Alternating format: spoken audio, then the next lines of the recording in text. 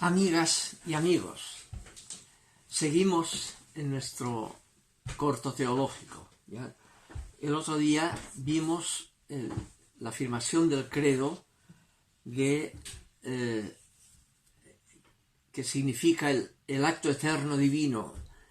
El tema primero es que Dios no es yo, es relación, es yo-tú, es padre-hijo.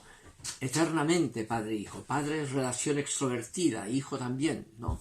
Es padre del hijo, hijo del padre. Ese es el acto eterno, es una relación.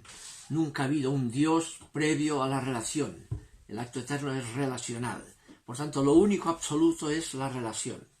Y en esa misma realidad relacional eterna es que esa única voluntad divina eterna es creadora. Crea el mundo eternamente, aunque tiene lugar eso fuera de lo que Dios es en su acto eterno, el espacio-tiempo, pero la decisión es eterna.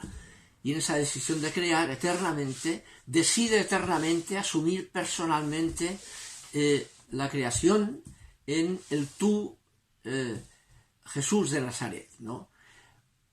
Y ahí viene el credo que sigue ahora, todo eso es por nuestra salvación. La clave hermenéutica fundamental, ¿no? Por nuestra salvación. Y el tema es de qué nos salva el que Dios sea así, ¿no? Nos salva de pensar que esa realidad mundana, exterior a Dios, que funciona por criterios mundanos de potencia, de competencia, considere que su valor eterno, su trascendencia, está en realizar, en imponerse en esa competencia.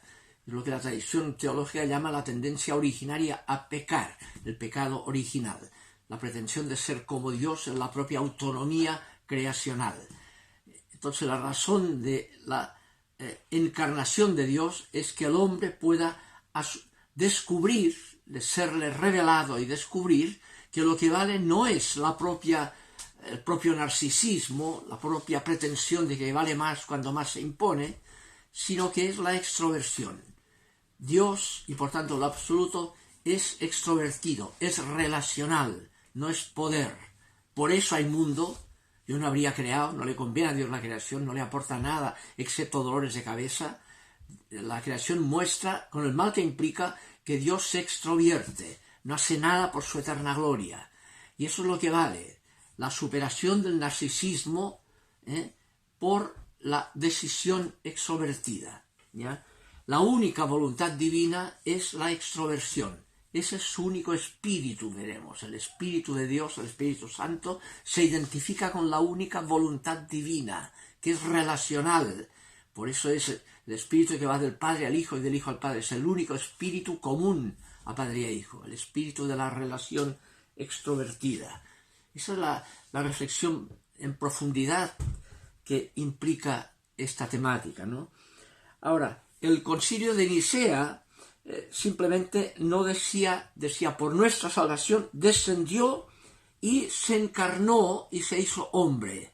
No incluía ni la referencia al Espíritu Santo, por obra del Espíritu Santo, ni la referencia a la encarnación de María Virgen. Vean, eso lo añadirá el Concilio de Constantinopla, el 381, la referencia al Espíritu Santo y la referencia a la encarnación de María Virgen. Veamos eso, ¿no? En primer lugar, el tema del descenso. Por nuestra salvación descendió del cielo. Ese descenso marca la tradición evangélica de Jesús, ¿no? El texto de Lucas, el capítulo 10, ¿no?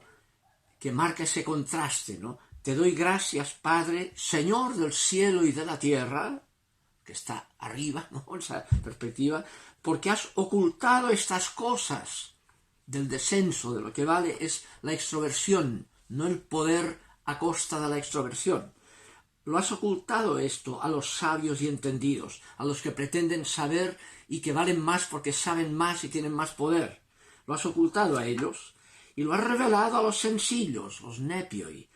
Sí, Padre, porque en eso consiste la buena voluntad ante ti, la eudoquía, ¿no? La buena voluntad es el darse cuenta de que lo que vale es tomar en cuenta al otro, extrovertirse, no ser yo a costa del otro. Donde hay buena voluntad hay extroversión, hay alteridad, ¿ya? En esta plegaria de Lucas 10 añadirá un texto notable, además, el Evangelio de Lucas. Dice Jesús: todo me ha sido dado por el Padre, y nadie conoce quién es el Hijo sino el Padre, y quién es el Padre sino el Hijo, y aquel a quien el Hijo se lo quiera revelar. Nadie conoce lo que significa esa extroversión, ese acto eterno extrovertido, solo la vida misma relacional de ese acto eterno divino, o aquel a quien el Hijo quiera revelárselo, ¿ya? Está oculto a los valores mundanos, tiene que ser revelado, tiene que el ser humano abrir la conciencia a que lo que vale es precisamente decidir en alteridad, no decidir por mí a costa del otro. Donde hay eso hay salvación, ¿ya? Fíjense, en esa línea hay un cristiano del siglo XIX convertido, Carlos de Foucauld, el Papa actual lo canonizó en el mes de mayo pasado, que comentando esta reflexión del descenso, habla de Nazaret, dice lo siguiente: descendió con ellos y se fue a Nazaret. Habla de Lucas, a los 12 años Jesús cuando va a Nazaret, dice el texto, descendió con ellos, sus padres, y se fue a Nazaret Jesús. Toda su vida no hace más que descender encarnándose, descender haciéndose pequeño, descender obedeciendo, descender haciéndose pobre, abandonado, exiliado, perseguido, ajusticiado, poniéndose siempre en el último lugar. Eso marcó toda una espiritualidad de Carlos de Foucauld en la línea de una cotidianidad de el descenso, de estar con los más humildes, o los nepioi, con la gente de buena voluntad, ¿ya? Que no busca el poder, sino que busca la alteridad por buena voluntad, ese tema, ¿no? Bien, ahí está el significado profundo de esto, ¿no? Dios, porque es extroversión eterna, porque ese es su único espíritu, que añadirá Constantinopla el tema del espíritu.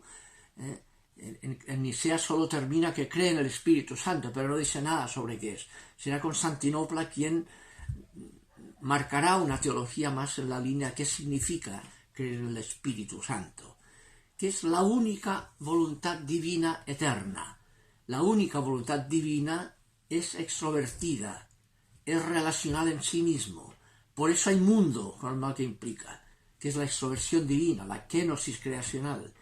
Y por eso hay encarnación, por eso Dios en ese acto eterno decide asumir personalmente el mal donde más duele, el sufrimiento del inocente, que implicará la existencia del mundo y la competencia que marca esa realidad, ¿no?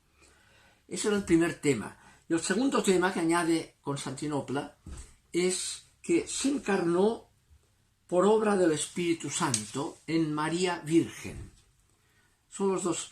Primero, el tema de la relación del Espíritu Santo con María Virgen está tomado de Lucas 1:35, ¿no? El Espíritu Santo vendrá sobre ti, este anuncio del ángel, ¿no? De esa analogía. Y la fuerza, la dinamis del Altísimo te cubrirá. Por eso, el que va a nacer santo será llamado Hijo de Dios. Es por obra del Espíritu Santo. Es la voluntad eterna divina que explica que Dios asuma carne humana, se identifique con la carne humana, para que de ahí puedan surgir otros tus, otras conciencias libres que decidan, tus, estos seres humanos, para integrarse en el tú eterno divino, ¿ya? El segundo aspecto es por obra del Espíritu, porque Dios es Espíritu Santo, por eso se encarnó y por eso hay mundo, ¿no? Y eso es lo que significa también que se encarnó de María Virgen. Obviamente se encarnó en una mujer, que es donde nace todo ser humano que entra en el mundo, entra en la existencia espacio-temporal, ¿ya? Ahora, el tema de María Virgen ha resultado un tabú en la historia del cristianismo, ¿no? Sobre todo el catolicismo, ¿no? como que la virginidad se ha leído en categorías maniqueas, como si ser virgen es ser más santo que no ser virgen. Y ahí eso ha hecho mucho daño en la Iglesia, digamos, esas hipocresías celibatarias que a veces hay. Ya, María Virgen no es una analogía, no es un tema ginecológico, sino que es un tema teológico y por tanto analógico. ¿Qué significado teológico tiene decir que María es virgen? Se encarnó en María Virgen. ¿Ya? Obviamente, incluso la palabra hebrea, que traduce al griego por parthenos, no significa virgen en el sentido de una mujer que había decidido no tener relaciones sexuales, no, sino que significaba simplemente una mujer que no tenía pareja todavía. En el Antiguo Testamento no hay nunca una mujer que valore la virginidad. La virginidad es un oprobio. Las mujeres, cuanto más piadosas, más guaguas querían tener y le hacían empeño. ¿Por qué? Porque más vivían del futuro mesiánico. Vivían de una promesa de que Dios había prometido que de tu descendencia, le decía a los padres, ¿no?, vendrá el descendiente mesiánico, por medio del cual irrumpirá la promesa del reino de Dios, ¿no? Y por tanto, cuanto más vivían de esa expectativa mesiánica, menos valoraban la virginidad. Y por eso se quejaban de la esterilidad. Y la Biblia, entonces, para jugar con ese tema teológico, toma en el Antiguo Testamento siempre el criterio de la esterilidad. Resulta que las mujeres más importantes, como madres de los descendientes hacia la expectativa mesiánica, son estériles. Sara es estéril, Rebeca es estéril, las madres de los patriarcas son estériles, la madre de Gedeón estéril, la madre de Sansón estéril, la madre de Samuel estéril, hasta llegar a la madre del Bautista estéril, ¿ya? ¿Qué significa eso? Que no podían ni haber nacido sus hijos de los cuales dependerá que se cumpla el descendiente que vendrá, no podían ni haber nacido, son gracia. Es Dios quien salva gratuitamente, no el código genético de sus madres estériles, ¿no? Ahora, llega un momento en que ese criterio de esterilidad se cambia por el de virginidad, que es el paso de Isabel, la madre del Bautista, todavía estéril, ¿ya? Y ella se queja y da la culpa incluso al marido, y digamos, ¿por qué no me das hijos? Como la madre de Samuel, Ana, ¿no? Como atribuyendo de que si no tiene hijos no vale nada, digamos, valen por la descendencia que tendrán. Y de repente, la madre del Bautista estéril, María Virgen. ¿Qué pasó? Pasó que en la comunidad judeocristiana hay un grupo que considera y cree, confía, y en ese contexto está el tema de María, ¿no?, que ese descendiente que tenía que venir y en relación al cual por eso las mujeres no valoraban la virginidad, querían tener hijos para tener más oportunidad que de su descendencia viniera el descendiente, llega un momento que consideran que ese descendiente ya vino, ya no hay que esperarlo. Es Jesús de Nazaret.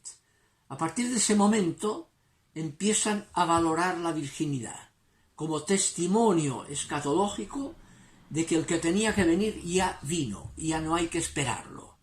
Es la referencia al reino esperado, al descendiente que lo instaurará, que se explica el significado de la virginidad. Y no tiene nada que ver con la ginecología eso. Es profunda teología, ¿ya? Y por eso cuando en la historia del cristianismo se pierde de vista eso y se entra en que la virginidad vale porque tiene que ver con la Inmaculada, entonces se derrumba, viene la hipocresía y vienen las falsas santidades de aparentemente vírgenes o célibes, pero haciendo trampa, ¿ya? En cambio, lo que marca el verdadero significado de la virginidad es la verdad de la referencia al absoluto del reino. Si hay eso, es el testimonio escatológico de que el reino se ha establecido en Jesús de Nazaret y en lo que eso significa, ¿ya?, la extroversión gratuita, y que lo que vale es la extroversión, no el egocentrismo. Ahí hay el verdadero significado de la virginidad. Si no hay eso, no tiene ningún sentido la virginidad en toda la tradición bíblica. No es la razón. No tiene nada que ver María Virgen con María Inmaculada.